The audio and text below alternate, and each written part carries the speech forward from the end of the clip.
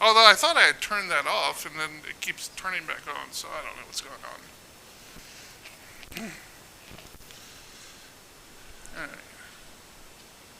By the way, the pizza and the beer that I brought is being provided by PHP Architect.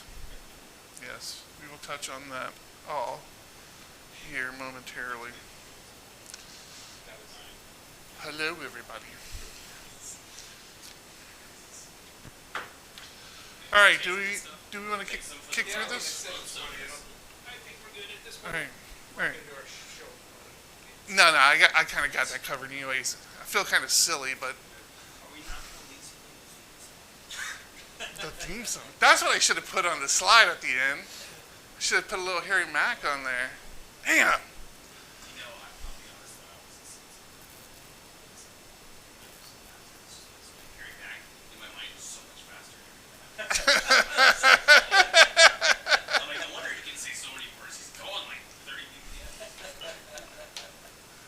It's like the first time you met us, he's like, "You guys sound so different."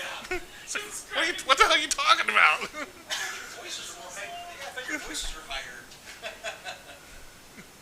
All right, we're gonna go ahead and kick this off. Okay, welcome everybody to the return of the Sdphp Meetup. Happy that the ones that made it here in person, all 20 of you, 15 of you. Hi back there. Hello. Okay. Gotta sell it, man. Gotta sell it. I'm going to walk through a tool that I use for my development workflow, and it's called Lando. And I'm going to kind of take you on a little bit of a journey on how I got there, and why I still use it, and all the benefits I see of it. If you are watching on the stream and you do have questions, feel free to post it in the chat, and I will try to answer as many as I can. Okay, first off, welcome back, Sdphp. We have been around for a very long time. We have met in very crazy places, and we have done some awesome stuff. There's Mr. Spencer right there, manning a table at some women's conference. I forget what that was. There's Spencer there, and yeah, look at you. You're all over the place. You used to care about us, Spencer. Yeah, Carolyn, Marcus. I thought I had you on here somewhere, Frank, but I don't know where. Yeah.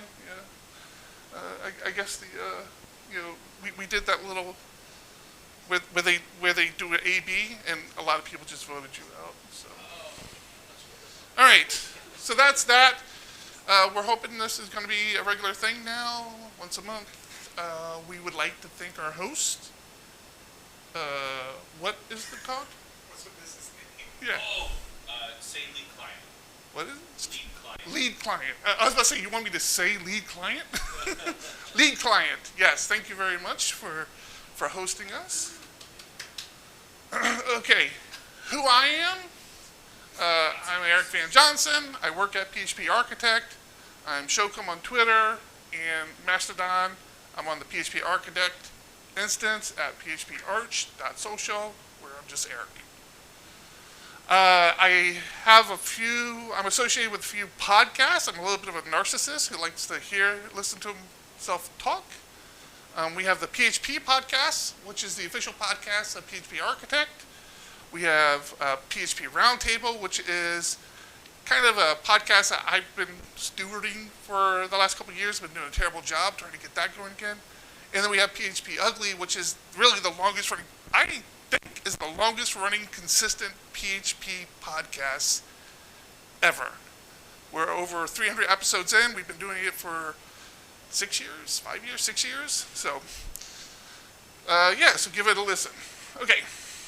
More importantly, I am not a subject matter expert on anything, especially Docker. There are going to be GUIs that you can use for some of the stuff that I show. I'm not much of a GUI guy. I have no problem with GUIs. Sorry. Thank you. Thank you. Perfect. I have no problem with GUIs. I just don't use GUIs. So I'm not going to hold it against you if you do. And I am also a full-time Linux desktop user. We're talking Docker, so I'm assuming that all this stuff is going to work for you guys, no matter what OS you use. But I don't know. Don't ask me how to do it on Windows. I just don't know. I'm also going to broad stroke over a lot of things. I know for people who are into Docker, there's a lot more you can do. There's a lot more detail. I'm really going to broad stroke a lot of this stuff. A lot of that's because I don't want to be an operations person working on Docker. I don't want to know Docker. Honestly, I just want it to work. So yeah, a lot of things we're going to brush over. Okay, my jury. If you've ever used Docker, the first thing you've done is use Docker Run. And Docker Run kind of looks like this. It's a long string of stuff, and you end up pulling in this image, and it's great. You quickly realize that this doesn't work for you from a development perspective because this whole line is just for a web server. You still need your PHP, you still need your database, and anything else. So, that was weird. So, you probably quickly graduate to Docker Compose. Now, Docker Compose allows you to create these Docker Compose YAML files and kind of configure your development environment. This, what's on the screen right now, is an example of the Laravel Sail Docker Compose. This is great. This wasn't always a thing in the Laravel community. I'll talk a lot about Laravel because I do a lot of Laravel, but this isn't a Laravel specific doc. But in the Laravel community, they were using Valet, they used Homestead, and then finally they came out with this Docker configuration. So you start to put all this stuff together, and it works. It gets kind of long, but it works. With Docker Compose, you get some commands. You get Docker Compose build, Docker Compose up, Docker Compose up-d, which just kind of puts it in the background, and Docker Compose down.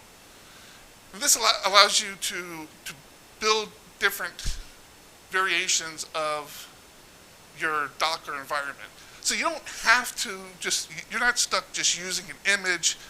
You can actually customize those images by installing certain packages or whatever you want. So it works. So my problem at this point in my life, in my development life cycle, is we have multiple clients and I work on multiple projects. So with the Sail approach, which as good as it was, you are stuck doing port management. Ports run on computers. You can only have one thing running on port 8080 if you're going to have that exposed. So I was like in this weird thing where I was starting to manage, what ports the web server was running on, what ports the database was running on, so I could access the database through a client. And I was complaining about it all the time. So it was challenging. It was getting unmanageable for me, all the different projects I work on. So then I danced with the devil in the pale moonlight. Batman. I've read a great article in PHP Architect. This is before I started working at PHP Architect by a writer and contributor named Joe Ferguson. He's still a contributor. He does some great stuff. He had written up an article on Devilbox. And I'm like, okay, this looks good. Devilbox addressed a lot of issues for me. Devilbox allowed everything to run, all my web pages to be served up on port 80. It allowed me to have one MySQL instance, so I wasn't trying to remember different ports from MySQL. And it also created new sites for me automatically. Devilbox has a very big .env file that you have to kind of go through and configure how, if you want Nginx running or if you want Apache running it. You can have MySQL, Postgres, Memcache. I forget all the things. It's been a while since I've used it.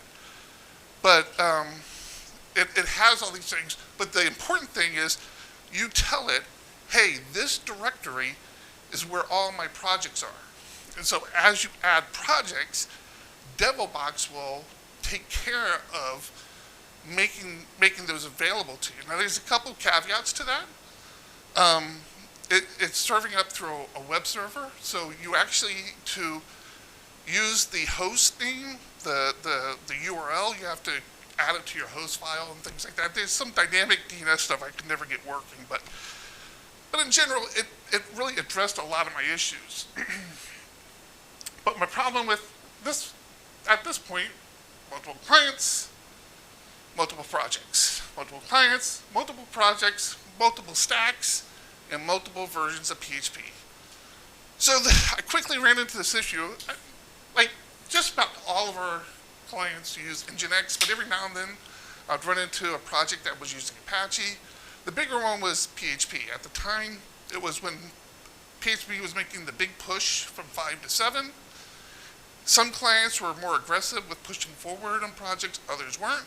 And with Devobox, I just found myself, Devobox could handle that, but you had to change like the PHP version for all your projects. They weren't just changing PHP for this project or that project, it's for all the projects. So you'd have to shut Devobox down, go in that .env file, change the PHP version you're developing in, and then spin it back up. Where for the most part, where it really started to bite me in the ass is I do a lot of API development. So when I would do API development, like the API backend would be on a different version than the front end. I was kind of screwed at that point, right? I just had to kind of go with one version or the other. So PHP Ugly Discord to the rescue. If you're not in the PHP Ugly Discord, you should check it out. discord.phpugly.com. Back in 2021, I started seeing this conversation about Lando. And a few other people started reaching out to me about Lando as well. And I noticed a lot of it was around this person, Charlton, who is still in our Discord. He seemed to have a lot of answers with Lando, but I wasn't using it at the time, so I didn't particularly care. But I did keep an eye on it. And when I did start to use it, I realized that Charlton was one of the contributors to Lando, which is one of the cool things about our Discord channel. It's like, we have so many package contributors who visit our Discord. It's actually very nice. So I still haven't really tapped Charlton for information. It was just kind of cool to discover that. So with Lando.dev is a local blah, blah, blah. I'm not going to read all this. My friend ChatGPT told me this when I asked him to describe what Lando was. But yeah, I mean, it allows you the easy interface for running, managing, connecting to database services, so on, so on. This is just the sales pitch, but it's kind of cool. We're going to get back to ChatGPT a little later in this conversation. Okay, so my favorite things about Lando. Again, we're all talking about Docker. Lando, there's nothing like, there's no witchcraft or anything with Lando. It's using Docker. It's just how it manages and runs it is very unique. So with Lando, you're not stuck on any one version of anything at any time. All your components can be different versions, different levels. You can run Apache on one project, you can run Nginx on another project, MySQL here, PHP 5.7 here, PHP 8 on this one. I mean, you mix and match. The issue we talked about with Devobox, where you told Devobox, hey, this is for me, it was my repos directory. And everything I put in here is a site that I'm working on, and Devobox would just generate these links for me. Lando doesn't do that. Lando doesn't care where the project is. You just add your Lando file, your Lando YAML, and it'll just take care of things. All right, so here is the really cool thing. With Devobox was running one instance of a web server, either Nginx or Apache, and it would serve up all your projects with that web server. It was doing that, I assume, through virtual host, so there was like nothing special. Lando uses a proxy server, and the really cool thing about this is what allows you to run Apache on one project, Nginx on another project. It's all transparent. The proxy server handles the traffic through port 80 or port 443, and everything just works.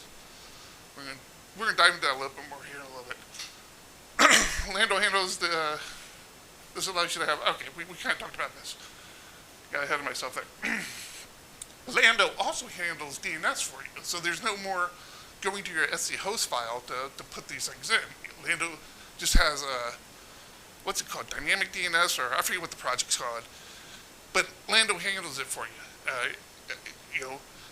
You put your Lando YAML file in a project, you spin that project up, and it will automatically map everything, and you just have access to it. It's very slick, very slick. So what does Lando look like? This is an example of me spinning up a new Laravel app. I do a Laravel new Sdphp demo. Laravel does a bunch of stuff, a bunch of composer install. I wasn't going to keep all that there. I cd into that directory once it's done. I do a Lando init with the recipe Laravel. Lando does a bunch of stuff as well. I can put that in there. That's it. I hit Lando start. Bada bing, bada boom. This is what you have. So the cool thing here is you see that it is running your site's local host on different ports, and then the proxy is adding a nice URL to you. So you only need to worry about accessing it through the proxy, but if you need to, you can access it through localhost and different ports. It's fine. Yeah, it is. Thank you.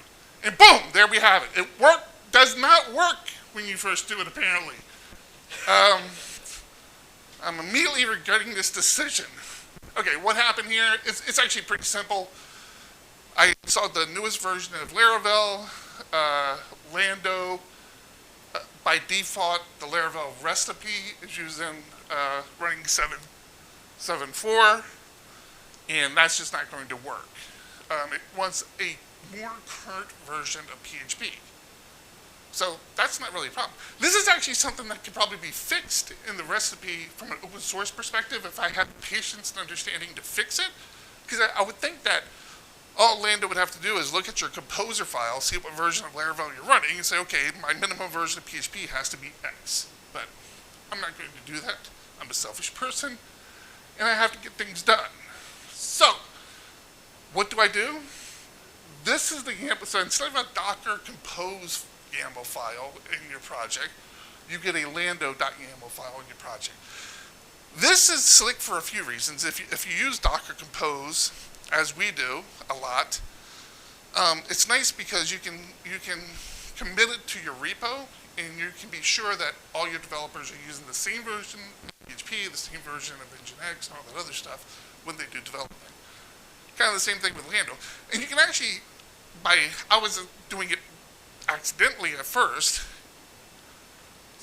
Frank and I work on the same project. Frank doesn't use Lando. He uses the Docker. We have this custom Docker configuration we use. He uses that.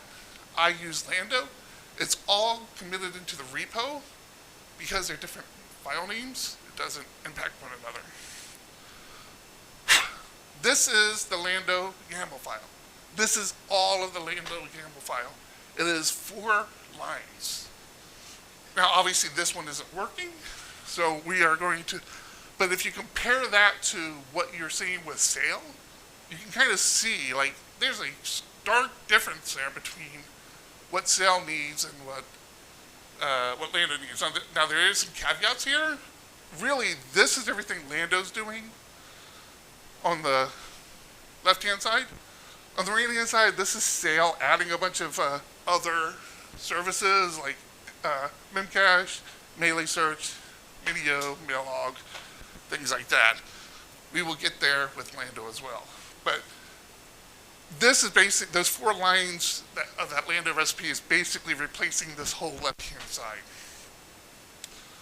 So we need to fix it, right?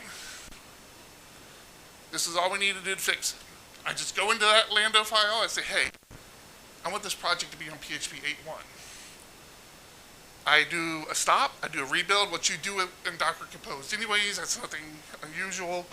I do a stop, I do a rebuild, I end up back at this location, which basically tells me Okay, your site's up and running. Get at it, and boom, just like that. So this is your standard Laravel site, and I'm accessing it through that kind of nice to use URL. Now this is a little longer than I would typically have.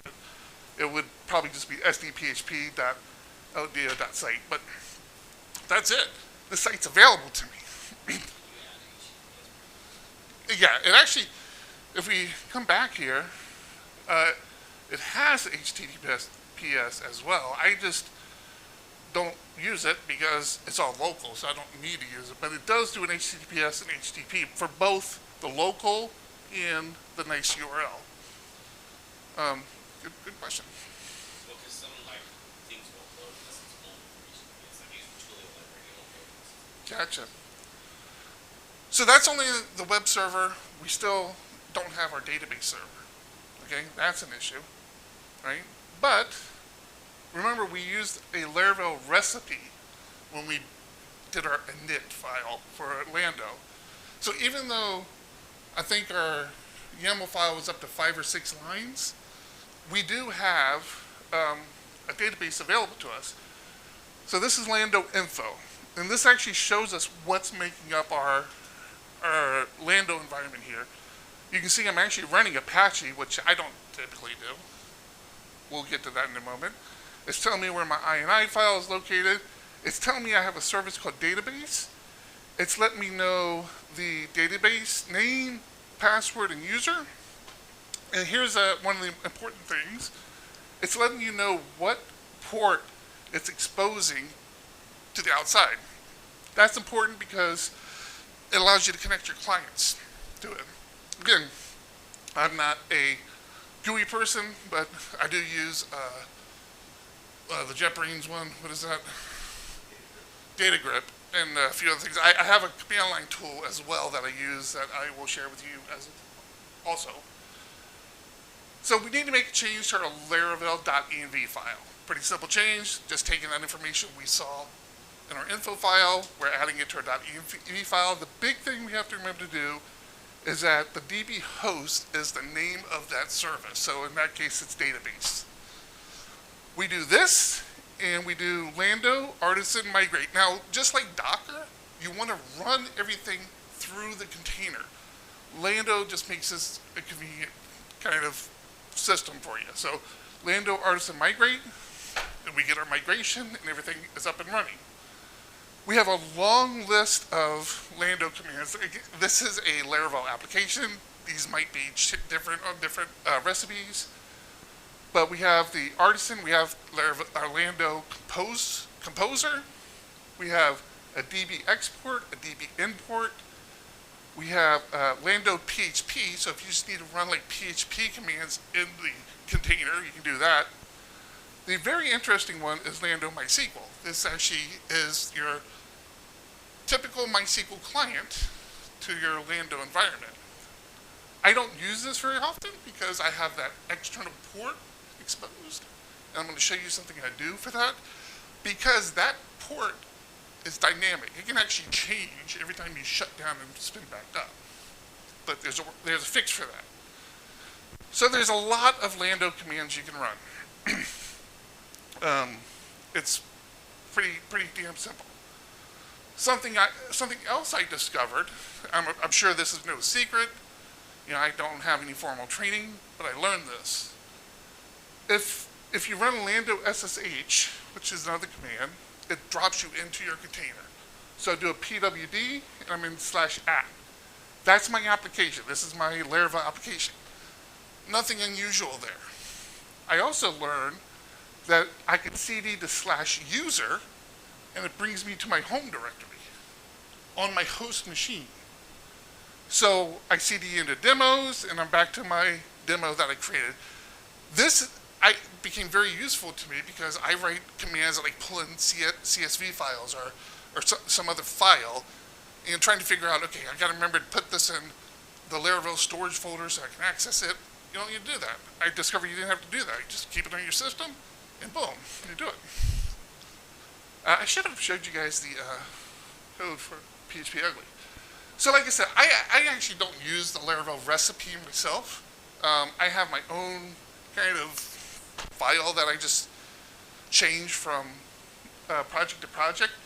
A couple key things to point out. I typically run the latest version of PHP.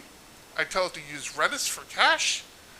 I tell it what SSH key to use because I have a lot of SSH keys, and Lando will complain and say, hey, you got a lot of SSH keys. I'm gonna add them all, but what's wrong with you? I add a lot of those services we saw. I add Mailhog. I add Minio. I have a bunch of commands. So all these commands I have down here are I either got from somewhere or wrote myself. And these you just prefix with Lando. So I do like Lando PHP stan, and PHP stan would run for me. Right. The really kind of key one here is port forward. So when I have projects that I know I'm working on for a long time, I will define what port forward port I want for my database. That allows me to configure my clients, and I can just set it and forget it. I don't have to worry about it anymore. This is my variation of the YAML file. It's significantly longer, but there's a lot more in here. And I think the only other melee search, I will add melee search. Or like if I'm just working on APIs, I'll take out some of these things that I don't like, Minio or something like that. Yeah.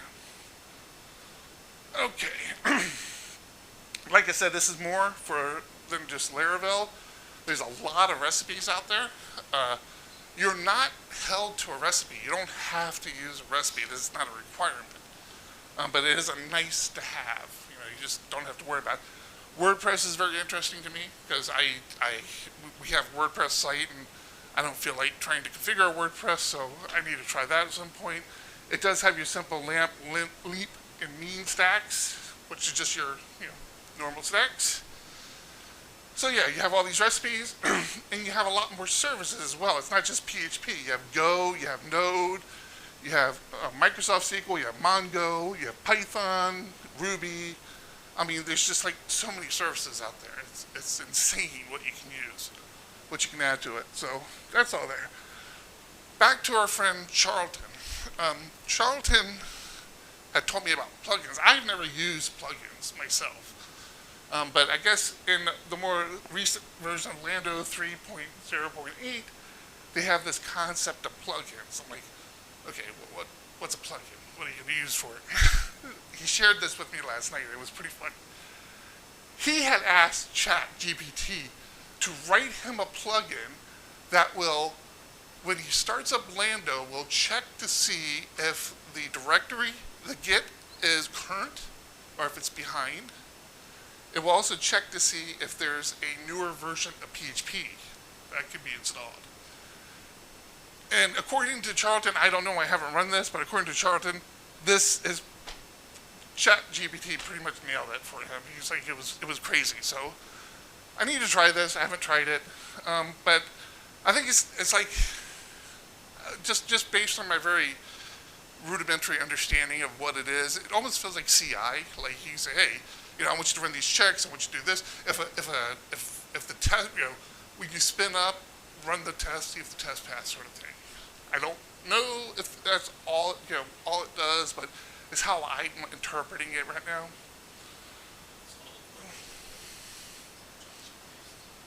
It's great. I know very little about the plugins. I don't know if this says it. I don't know why it would need to be Java based. Maybe it is. I honestly, I just don't know. Okay, bonus tools. Like I said, I do a lot of stuff with Docker, and I do a lot of stuff on the command line. If it interests you, there's a great command line tool for Docker called Lazy Docker that kind of lets you see all your containers that are running. You have the ability to check like what ports are running, the stats of those containers, how they're doing from a performance perspective, a bunch of great information. I use this all the time. Like I said, I have a MySQL client that I run from the command line. So you say, well, MySQL is already a command line client, but this allows me to configure the the connection, and it has things like auto completion, and it's kind of smart where it says, okay, if I say select table, it'll give me a list of the tables. So I use this a lot as well because I'm not a great database SQL command guy. So I kind of like, okay, I know, like I'll start typing and see what it says, sort of thing. So yeah, I do that a lot. Okay. Bonus information, merge PHP.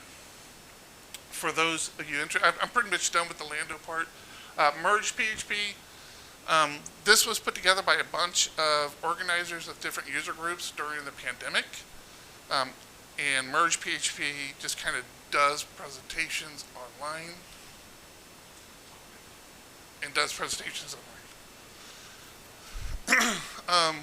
So check them out if you're really interested in some more. I personally would not replace in-person meetups because like what we did, right? I mean, how much conversation did we have before we started the actual meetup? And, yeah, exactly. You can't jam out as well, and beer, and so many good things. Obviously, PHP Architect is a very important part of my life now. They're a sponsor of the meetup, all this other good stuff. If you don't have a subscription to PHP Architect, I ask you to go to phpa.me/sign up and get yourself a subscription, especially if you're like a single developer, because this is like having friends. This is like, and I always look at this as a continual learning kind of platform. It's great. I get so much information. Like I said, even before John and I took over operations, this was a big part of my developer arc. And of course, PHP Tech, which is the conference for PHP Architect. It'll be in Chicago this year, May 16th through the 18th. Get your tickets today. They still have early bird pricing. That's it.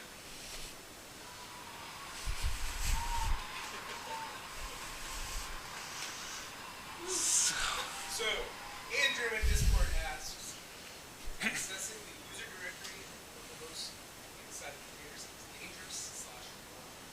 Is that available only with the local Lando? Or that happen in prod too? Could that happen in prod too? I don't think Lando, and again, I'm not an expert on this, I don't think Lando markets itself as being a production-ready deployment of Docker. I would not recommend deploying it as a production version of your Docker environment.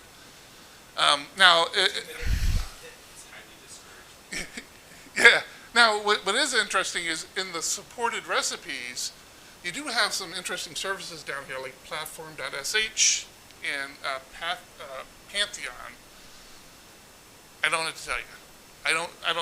So these are hosting providers, hosting as a service provider. I don't use these recipes. I don't have to tell you. I would not use it. We don't use it in production. This is actually one of the reasons why Frank uses our homemade Docker containers, because that is actually what gets deployed to production.